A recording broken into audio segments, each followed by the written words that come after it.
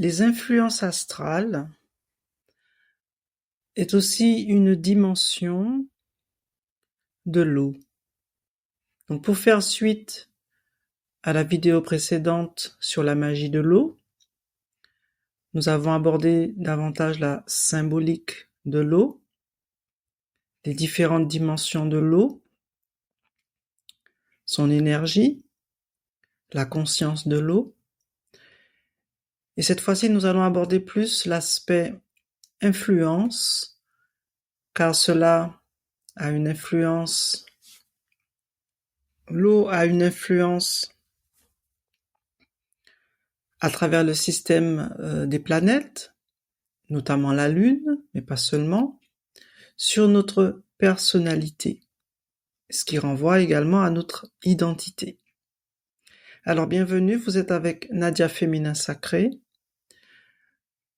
Je vous fais une série sur la magie de l'eau, car nous approchons du solstice d'hiver, où j'organise un atelier de 3 jours sur la magie de l'eau, comment se reconnecter à soi, se reconnecter à la dimension de l'eau pour redevenir des créateurs conscients de son pouvoir créateur et de comment nous utilisons ce pouvoir créateur pour créer, manifester notre vie. Donc les influences astrales sont la dimension de notre personnalité, de notre identité, et c'est vraiment à travers cet univers, ce monde astral, que nous exprimons, nous véhiculons, nous exprimons vraiment notre identité d'être, notre état d'âme. Cette influence, donc quand nous naissons, nous avons une empreinte énergétique à travers un thème astral. Le soleil est lié à une maison, à un signe astrologique, et nous avons aussi les différentes positions des planètes qui constituent une structure vibratoire dans ce monde astral. Et donc cette empreinte énergétique, quelque part, est une trame de notre destinée, de notre parcours de vie pour cette incarnation-ci. Et donc, quand on est, la première chose que nos parents font, c'est de nous donner un nom, un prénom. Pourquoi? Pour nous identifier. Pour nous identifier et nous donner un caractère unique. Car en général, notre identité fait de nous un être unique. Cette unicité renvoie à notre essence, qui nous sommes. Car effectivement, même si nous sommes un, nous sommes aussi à la fois multiples et uniques dans notre tessiture, dans notre vibration. Et donc, quand nous naissons, nous traversons ce monde astral qui est un monde d'influence, car vous voyez bien que chaque signe zodiacal, par exemple, donc nous avons 12 signes avec 12 énergies, 12 rayons bien spécifiques. Ensuite, nous avons les planètes. On va associer à cela des maisons. Chaque maison renvoie comme à un territoire, une énergie spécifique. Et nous traversons ces 12 signes et ça constitue un mouvement planétaire. Donc c'est un mouvement astral qui, quelque part, détermine, conditionne, oriente, influence notre vie quotidienne. Donc nous sommes le résultat, quelque part, de cette projection astrale dans différentes couches, dans différentes dimensions, et ça constitue quelque part notre psyché, notre psychologie, la façon que nous allons percevoir la réalité, les événements. Cela teinte nos sens. Nos 5 sens sont teintés par les astres. Donc quand on est Vierge, quand on est Scorpion, quand on est Taureau, quand on est Verseau, nous sommes influencés par un rayon d'énergie spécifique. Donc ça va influencer notre comportement, notre façon de percevoir la réalité, notre rapport aux 4 éléments. Donc comme nous sommes dans la magie de l'eau, nous sommes dans l'élément eau, donc c'est vraiment ce monde astral qui gère, entre guillemets, c'est pas vraiment le mot, mais pour qu'on se comprenne un peu, qui qui anime notre, nos émotions. Et nos émotions, c'est par nos émotions que nous créons notre réalité, notamment matérielle. Et donc, ce monde d'influence, c'est c'est comme une énergie que nous traversons, mais nous baignons aussi dans cette énergie. Cette énergie est l'énergie créatrice. Elle détermine notre quotidien, notre vie, dans les moindres détails. C'est pour ça que l'eau, dans sa dimension euh, physique, éthérique, énergétique, c'est l'élément principal de notre réalité. C'est l'élément principal. Car on voit que ce soit au niveau du corps physique, on va dire qu'on est à 70% en termes de proportion, comparé aux 4 éléments. Donc on voit bien qu'on n'est pas donc 25%, 25%, 25%. Ce n'est pas du tout ça. Mais quand on vient au niveau spirituel, c'est encore plus important. Donc je pourrais pas dire exactement en termes de proportion, mais le monde astral, le monde dans lequel nous vivons, à travers les 12 signes, les 12 maisons astrologiques, c'est presque 100% de notre réalité. Donc après, nous avons un système émotionnel qui est régi par ce monde astral. Nous avons la dimension physique, matérielle, tangible et visible. Et nous avons le mental. Et après, au-delà, nous avons le causal. Donc ce monde astral, c'est un monde d'influence. Et notre signe astrologique, la position des planètes, tout un tas de critères liés à notre naissance, va quelque part tracer notre destinée. Donc nous sommes des êtres programmés et programmables, et pour faire un changement, euh, si nous voulons obtenir quelque chose, si nous voulons avoir quelque chose, c'est dans ce monde d'influence, c'est via ce monde d'influence, via nos émotions, que nous pouvons essentiellement opérer, agir pour créer ce que nous voulons manifester. Donc ça se passe énormément à ce niveau-là.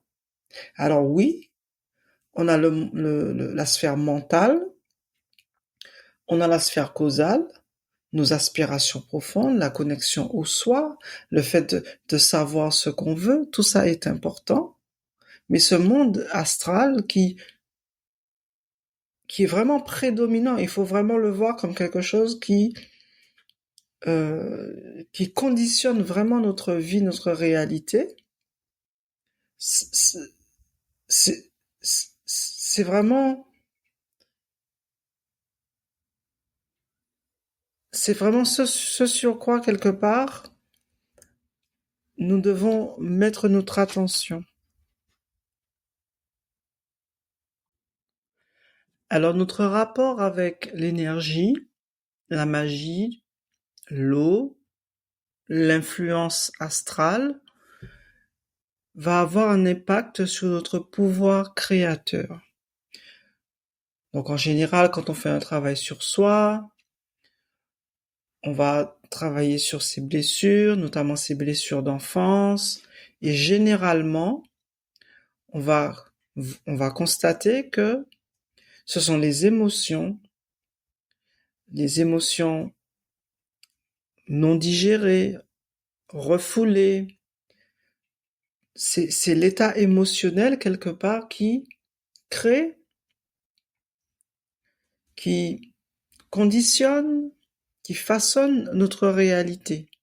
Et donc, quand on va vouloir travailler sur nos peurs, nos blessures, ce genre de choses, on va être amené à revenir dans nos émotions, revenir au corps, et c'est aussi une façon aussi de revenir à ces émotions, notamment les émotions qui ont été refoulées, à des parts enfouies de nous, pour aller quelque part diluer euh, la mémoire associée à l'empreinte associée à cette émotion qui n'a pas été digérée, car je rappelle que le processus de la vie, c'est un processus de digestion. Et donc la façon dont nous vivons nos émotions, c'est la façon dont nous digérons les expériences.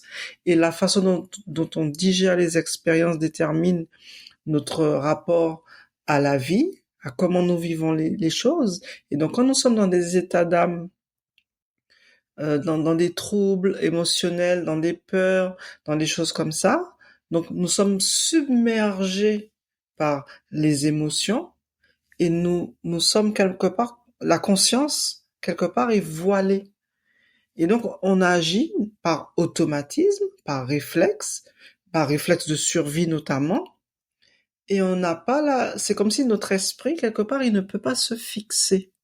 C'est pour ça que cette histoire d'émotions, gérer les émotions, accueillir ses émotions et tout ça, c'est notre capacité à digérer les expériences de la vie. Et donc, on va voir que chaque personne a sa propre capacité à gérer les émotions. Donc, une expérience peut être vécue de façon douloureuse pour une, et pour l'autre, ça peut ne pas avoir le même effet.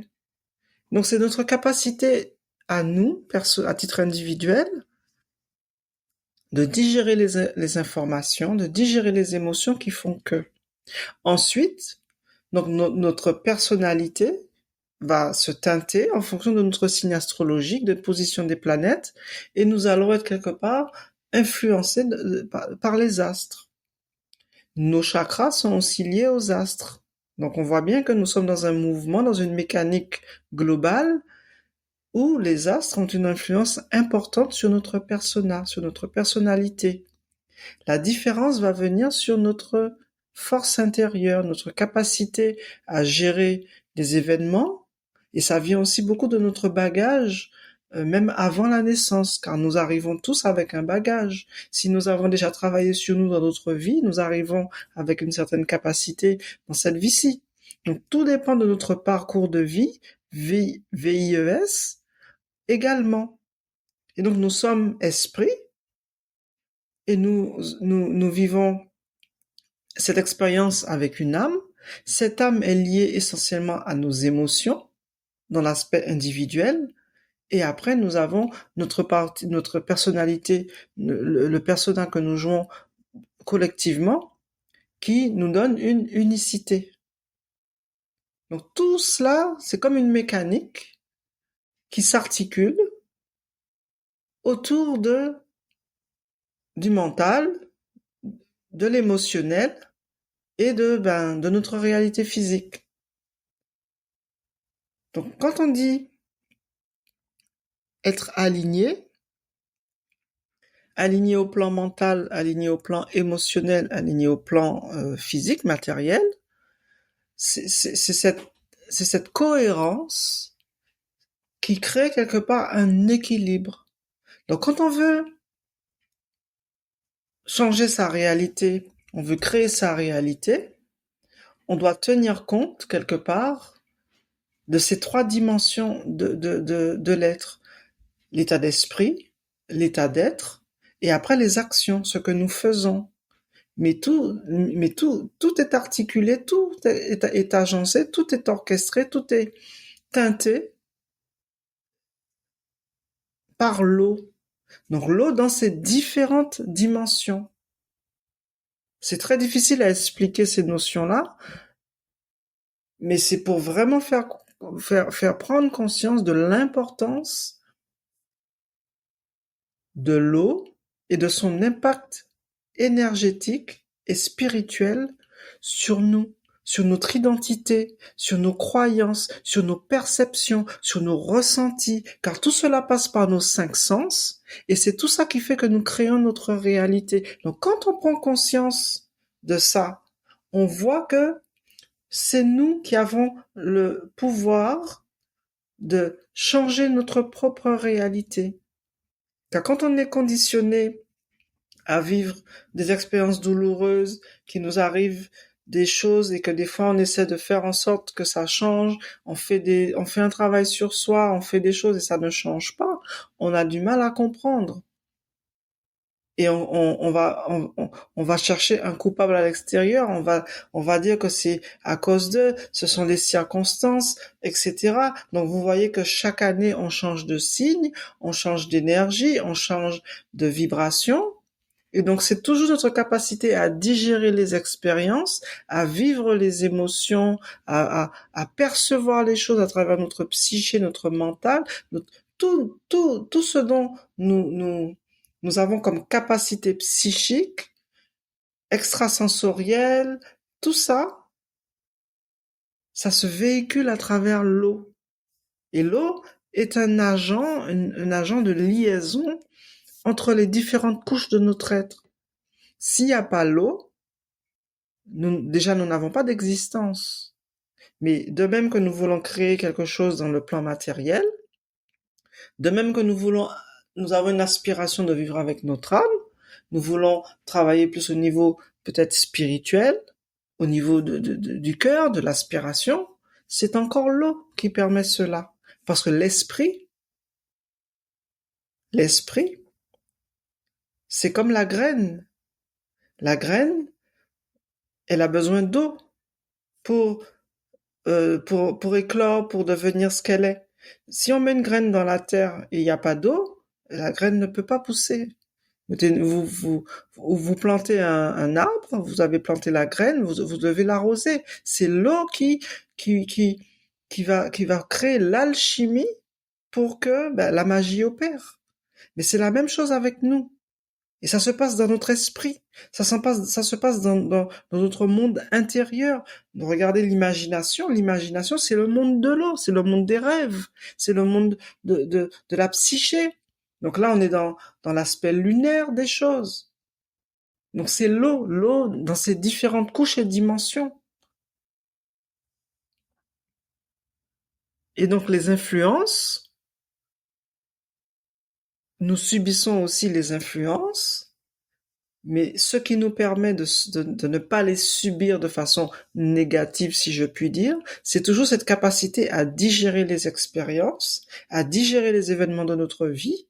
Et ce qui nous donne cette force quelque part, c'est d'être dans ces émotions, de savoir effectivement les accueillir, mais aussi d'avoir cette conscience du soi, conscience du pouvoir créateur, conscience que nous pouvons créer notre réalité, bien sûr avec les 4 éléments, mais l'eau est l'élément fondamental. Il est l'élément le plus important. Et c'est essentiellement par l'eau que nous créons. Alors ensuite, effectivement, on ne peut pas créer sans les autres éléments, on est d'accord. L'eau et le feu, c'est vraiment les 2 éléments constitutifs de la création. Mais l'eau est ce qui va donner une structure, qui va donner une forme, va donner une consistance, va permettre la manifestation. Mais nous créons à partir de notre esprit. Et cet esprit, quand il a besoin d'un corps de manifestation, et c'est l'eau qui lui donne ce corps de manifestation. Quand deux êtres décident d'avoir un enfant, la graine, voilà, tout le processus se passe dans l'eau.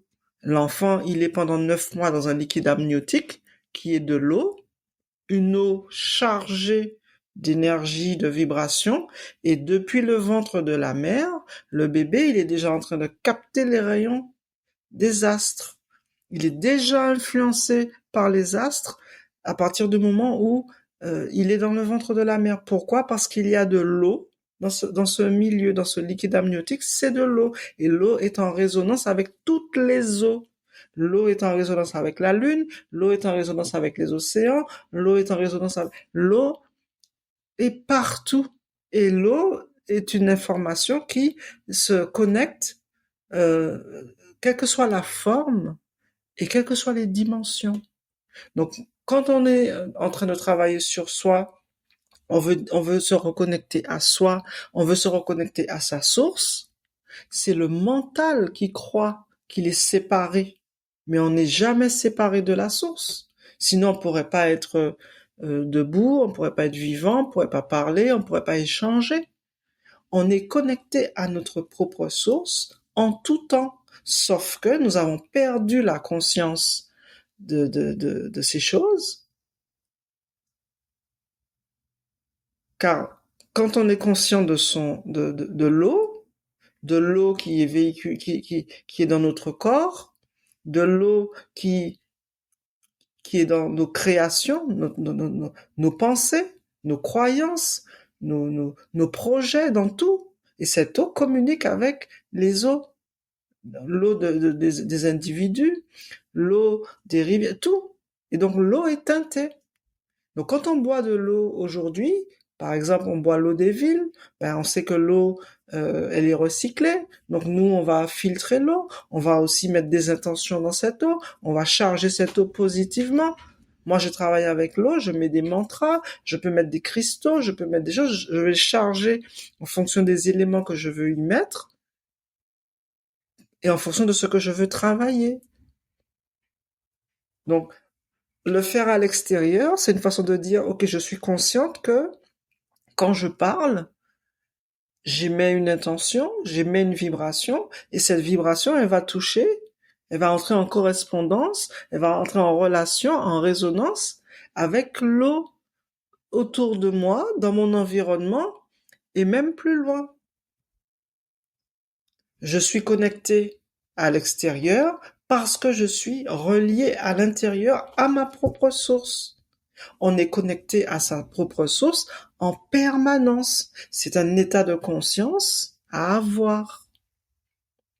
C'est une façon de récupérer son pouvoir créateur, parce que il faut savoir que l'eau de l'humanité, l'eau du monde est teintée et programmée.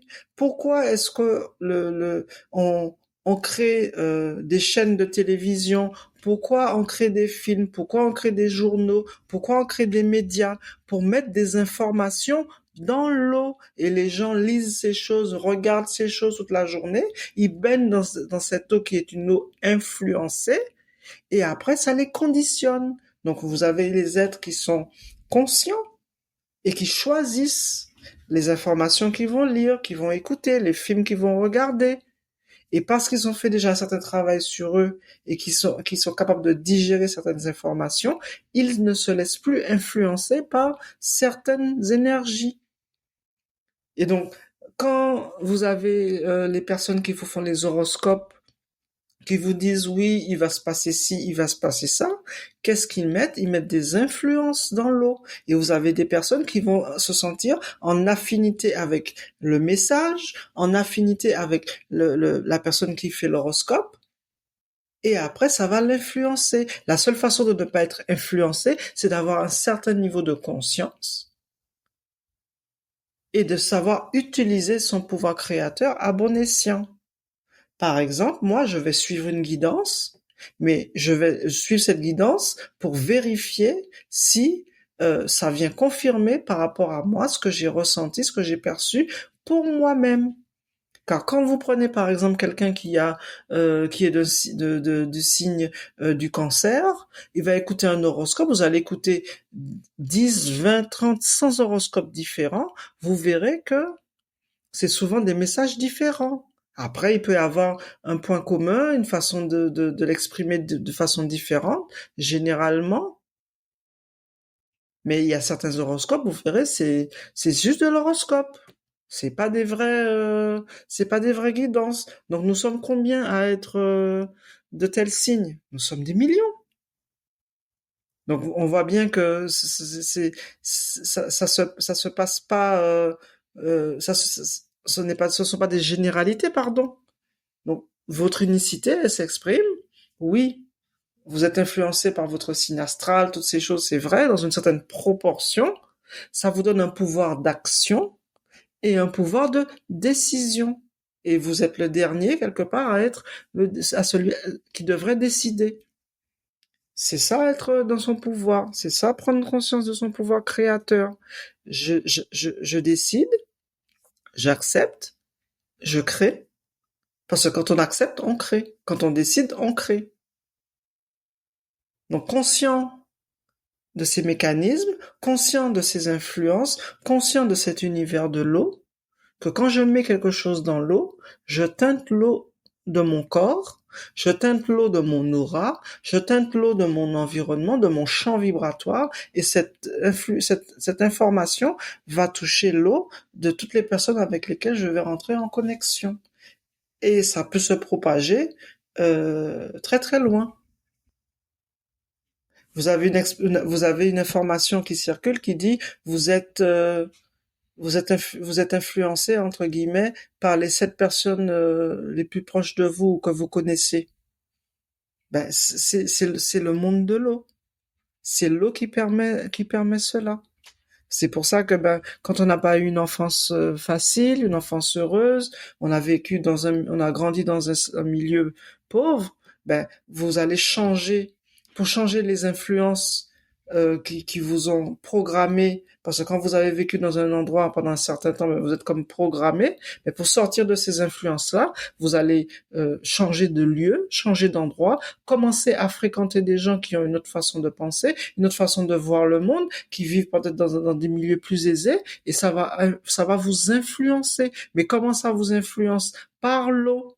Par l'eau de votre corps, par l'eau de vos pensées, par l'eau de votre monde astral à vous. Ça influence votre monde astral. Ça influence vos pensées, vos croyances. Et petit à petit, vous avez des prises de conscience. Et quand vous avez des prises de conscience, c'est là que vous pouvez changer la donne. Parce que vous avez des personnes, ils vont avoir des prises de conscience, mais ils vont rien changer. Parce que le changement, ça prend du temps. Se déprogrammer, ça prend du temps. Donc, toutes ces informations que je vous transmets a pour seul but de vous faire prendre conscience de votre pouvoir créateur et de l'influence des éléments dans votre vie dont vous êtes constitué. Et l'eau est l'élément le plus important. En proportion. Et ça fait partie de votre pouvoir créateur. Et de votre capacité à, à, à vivre votre vie, à vivre votre réalité, à vous exprimer, à incarner ce que vous voulez, à créer la vie que vous voulez, tout simplement. Donc merci de votre écoute. Merci de laisser des commentaires, de vous abonner. Et là encore, ben, je vais vous montrer lors de l'atelier des petits exemples tout simples de comment se relier à soi à travers l'eau, des pratiques toutes simples, mais simplement en ayant le bon état d'esprit, la bonne posture, on peut déjà faire tout un travail de restructuration au niveau vibratoire. Merci de votre écoute et je vous dis à très bientôt.